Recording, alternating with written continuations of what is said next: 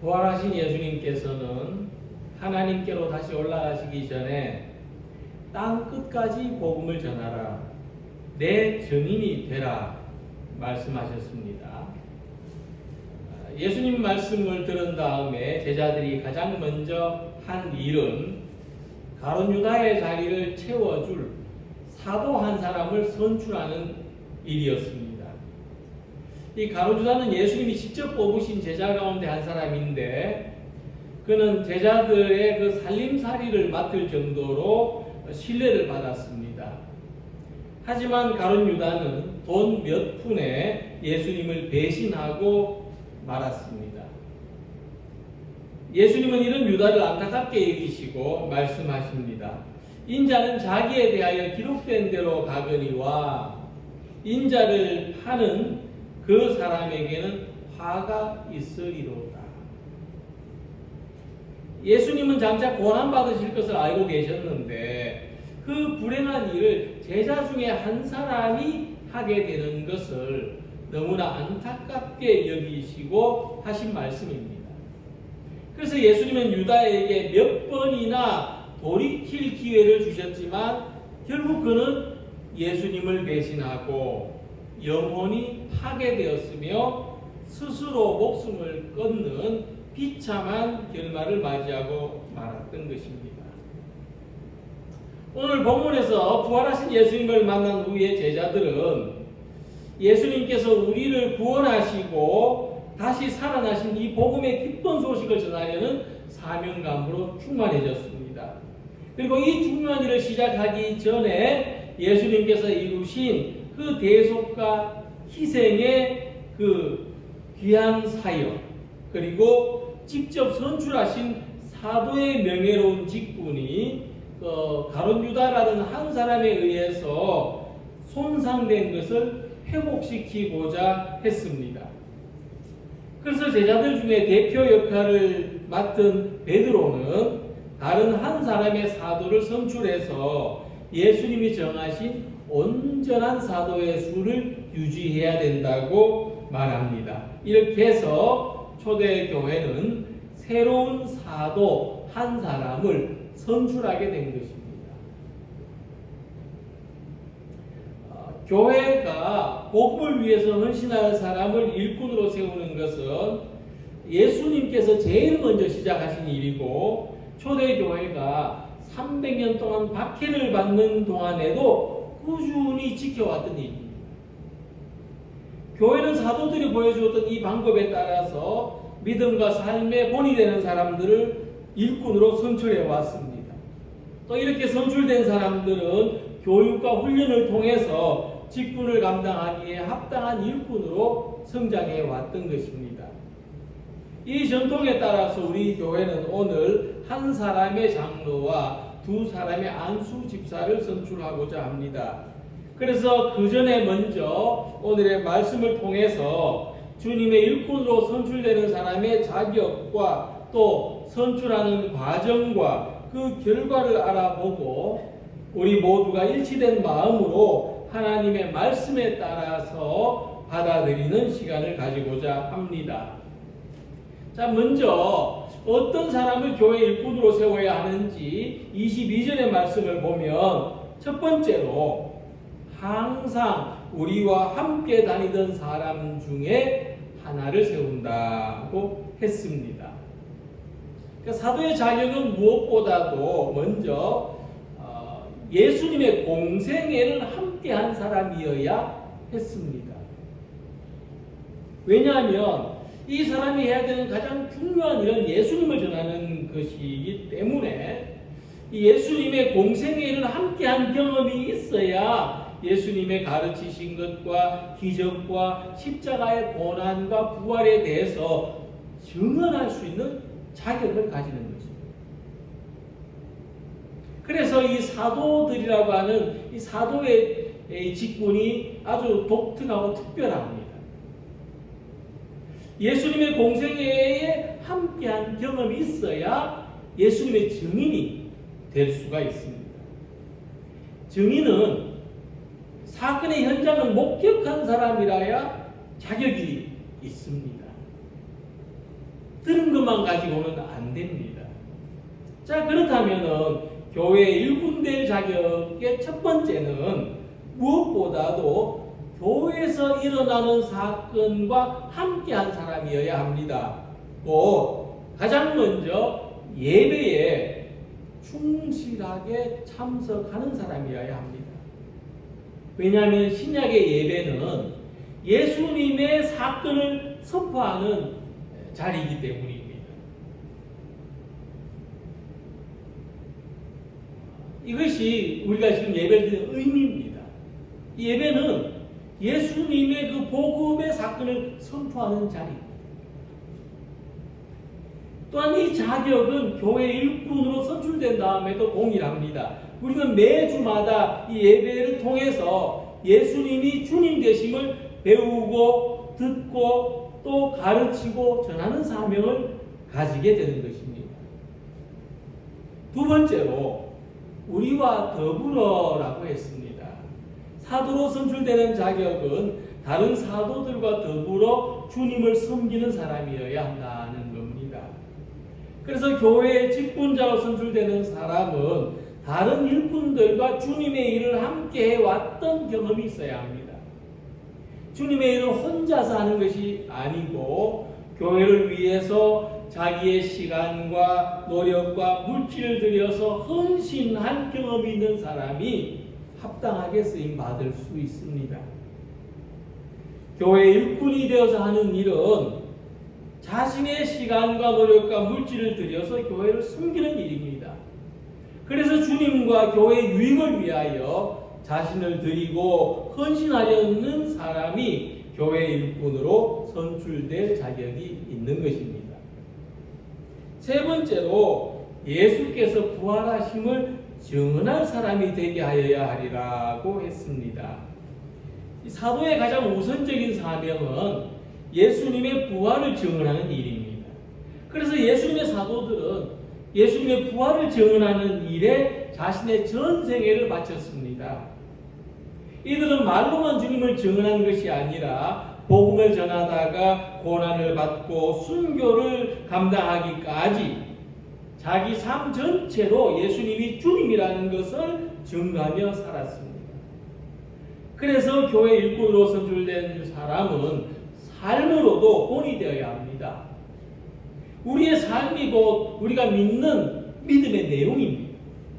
그래서 삶이 무질서하고 무질서한 사람은 주님의 증인으로서 역할을 할 수가 없습니다. 세상 속에서도 삶의 본이 되어야 예수님의 증인된 사명을 감당할 수가 있는 것입니다. 초대교회는 사도를 선출하는데 제일 먼저 자격을 중요하게 생각했습니다. 이 자격은 어떤 학력이나 지위나 신분과 같은 세상적인 자격이 아닙니다. 순수한 믿음, 열심 있는 봉사, 사명감입니다. 자격이 부족한 사람이 교회 일꾼으로 선출되면 자신에게도 괴로운 일이 될 것이고 교회 일에도 유익하지 못하고 덕이 되지 않을 것은 너무나 분명합니다. 또한 그것은 자기뿐만 아니라 지금까지 교회와 복음을 위해서 살아온 모든 성도들의 수고를 의미 없게 만들 수 있습니다. 그래서 사도 바울은 비록 주님을 거스르고 교회를 핍박했지만 돌이킨 후에는 그 어떤 사람보다도 충성된 주님의 일꾼으로 살았습니다. 우리들도 이 귀한 마음을 가져서 주님의 일꾼 될 사람을 분별해야 할 뿐만 아니라 또 만약 부족한 가운데 또 선출됐다면은 교육과 훈련을 통해서 직분에 합당한 사람으로 성장해 가는 성도들이 되시기를 소망합니다. 함께 읽은 말씀을 보면 사도로 선출하기 위해서 두 사람을 내세웠다고 했습니다. 그들이 두 사람을 내세우니 하나는 바사바라 하고 별명은 유스도라 하는 요셉이요, 하나는 마띠아라. 요셉은 바사바 또는 유스도라는 별명으로 알려져 있을 만큼 유명한 사람으로 생각됩니다. 별명이 두 개나 되죠. 반면에 이 마띠아는 이름만 알려져 있습니다. 요셉보다 상대적으로 덜 알려진 사람, 덜 유명한 사람이었음이 분명합니다. 하지만 이 두 사람 모두가 사도로 선출되기에는 자격이 있으므로 모든 사람들 앞에서 내세워졌습니다. 이 두 사람 중에서 선출한 것이 어떠합니까? 자, 만약 우리가 이 유명한 요셉, 덜 유명한 바사바, 이 둘 중 한 사람을 선출해야 된다면 누구를 선택하겠습니까? 참 어려운 일이 아닐 수가 없습니다. 그래서 이 일에는 주님의 은혜가 필요했고, 이 마가의 다락방에 모인 120명의 성도들은 이들을 선출하기 전에 제일 먼저 기도했습니다. 무슨 사람의 마음을 아시는 주여, 이렇게 기도를 시작합니다. 왜냐하면 우리는 사람의 마음속까지는 알지 못합니다. 겉으로 드러나는 모습만 보고 판단하기가 쉽습니다. 그러나 주님은 모든 사람의 마음을 아시고 요셉과 마띠아 이 두 사람의 중심을 알고 계시고, 누가 더 사도로 선출되기에 적합한 일꾼인가 주님은 아시는 것입니다. 그래서 주님께 기도하고 주님께 부탁합니다. 그들은 투표를 하거나 제비를 뽑거나 어떻게 선출한 일에 참여하지만 사람이 하는 일이라 생각하지 않았습니다. 주님이 하시는 일이라는 분명한 믿음과 고백을 가지고 있었습니다. 그러므로 그 누구도 결과에 이의를 제기하지 아니했던 것은 그들의 믿음이 있었기 때문입니다. 이와 같은 모습을 볼 때 교회 일꾼을 선택할 때 누가 더 유명하고 인기 있는가를 보는 것이 아니라 주님은 누구를 택하시겠는가, 그것을 보아야 합니다. 그런데 우리가 생각해야 될 것은 사도로 선출되지 않았다고 해서 주님이 택하시지 않았다는 뜻이 결코 아닙니다. 주님은 우리 모두를 주님의 제자로 선택하셨기에 우리 모두가 일꾼으로 추천될 자격이 있고 또 사도의 직분을 맡기에 적합한 사람으로 주님이 선택해 주시기를 바랄 수가 있습니다. 우리는 오늘 일꾼으로 선택되지 않았다고 그래서 실망하고 원망하는 사람들을 많이 볼 수가 있습니다. 하지만 지금 선택받지 못했다고 해서 성도들이 기도하고 결정한 일을 받아들이지 못한다면 이런 마음을 가지는 사람은 다음에도 주님의 일꾼으로 선택되기가 어렵습니다. 왜냐하면 그는 주님의 선택을 받아들이고자 하는 마음이 아니라 자기가 원하는 대로 만들고 싶은, 내가 원하는 대로 되게 하고 싶은 마음이 더 크기 때문입니다. 그러므로 꼭 내게 마음은 있으나 지금 선택되지 않았다고 해서 실망할 필요가 없습니다. 우리 교회는 특히 더 그렇습니다. 왜냐하면 우리는 너무나도 일꾼을 필요로 하는 교회이기 때문입니다.